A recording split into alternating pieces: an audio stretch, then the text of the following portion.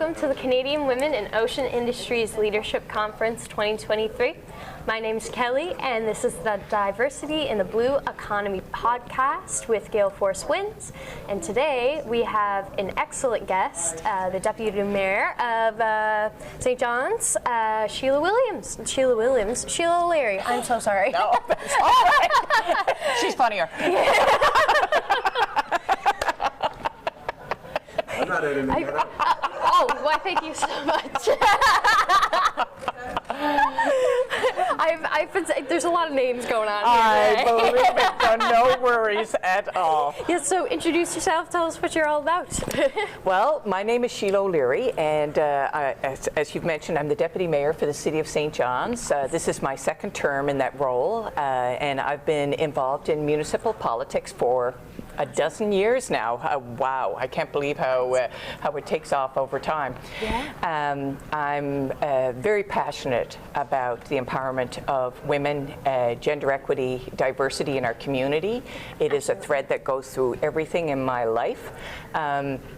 And I'm actually a photographer. I come from the cultural community, so I have a career as an art photographer for well over 25 years. So the diversity and the culture of this city is very, very important to me. Yeah, definitely. And community, I find, is a very big thing, especially for St. John's. We are a very tight-knit community. Mm-hmm. How would you say the government gets involved with the community? In your perspective, some of the things that you're really proud of? Yeah, well, municipal government is boots on the ground. It's the first point of contact, and I think most people will tell you that. Like, if residents of the city have an issue, they oftentimes go to their councillors first and foremost before they'll hit the next level of provincial representation or federal. Mm-hmm. And this, it's more laborsome in lots of ways, but it's also a true gift because you get to speak to residents, individuals, Absolutely. People who are living here in the community directly. So you get to address, what the issues are, and you get to try your best to try to not only help people with issues that they have, but also get a feel of how we can make this a better city for everybody. Yeah, exactly. And community is a huge thing, and a positive community which you have been able to help create, which is excellent. Well, it's been so exciting for me because my background as obviously in the cultural community is one thing, but I've also for many years been involved in social activism. Mm-hmm. So a lot of volunteer work in the community. I was the founder and chair of the Tickle Swim for Mental Health, which is in its 10 years now, and I'm just passing the baton to a new committee. But it's all about supporting community, mm-hmm. Supporting mental health in our community, but all centered around a love of our ocean, right? Yes. Which I, am emphatically delighted about. I love this place, and that was a huge part of the reason why I stepped up to serve. Yes, exactly. And what are some projects that you're currently working on that you're excited about to kind of get diversity, inclusion, ocean, anything related? Well, when it comes to those kind of things first, you have to clean up your own shop. Yeah. So the City of St. John's really has been working hard to ensure that we have a real strong lens in terms of opening ourselves up to the opportunities to have mm-hmm. the world come to our doorstep, yes. International access, and certainly for me, when I started in politics, of course, for a period of time, I was the only woman on council, which was, deeply challenging. Yeah. And so I've taken it very seriously and taken leadership roles in many facets, not only in the volunteer capacity there, but as a chair for the municipality's Newfoundland and Labrador Women's Caucus, which was a new venture as well. Also as a co-chair for Equal Voice NL, which is all about engaging and trying to support and promote women into political life of all levels. Yeah. And how did you get to this point through, how did you get to this position when you started?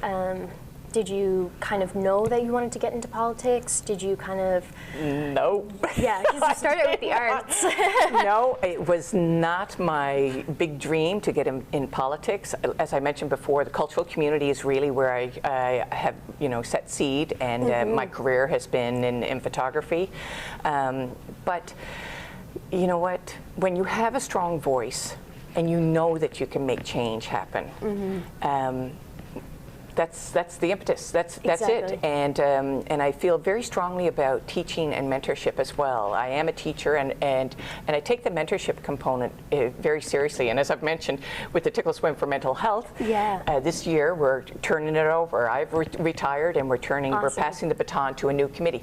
That's the way it's supposed to be. Yeah. We are supposed to continue to grow a community and pass the baton and teach the lessons and continue learning ourselves. Yes, exactly. And it's important to get, of course, youth involved as well, hence my position here. Absolutely. Delighted to see you here. Thank you. Yeah. And that's what COIL is all about. We're trying to get every part and every community involved in one cohesive spot, which I think we've done pretty well.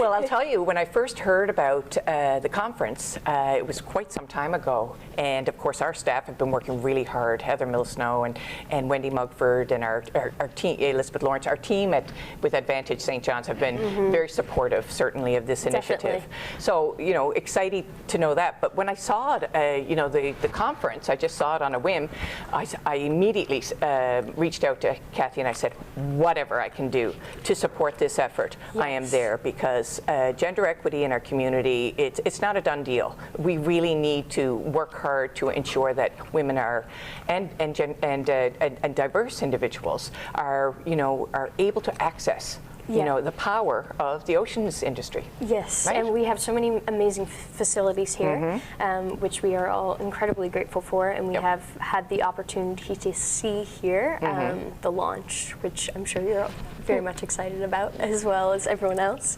But any other future plans for yourself personally or career-wise? For myself, I'm actually in graduate school right now. Congrats. Lifelong learner. I'm all over it. I really believe that we all continue to learn throughout this journey, and so I went back to graduate school. I'm hoping to graduate by the end of the year, and so I do that in conjunction now with the deputy mayor's seat, and I love the work. It's very challenging, but it's very exciting. And so where I go from here, I am a leader, no matter where I set my seed. Absolutely. And it's because I've developed a voice, and for others who possibly don't have the same kind of advantages or same kind of privilege.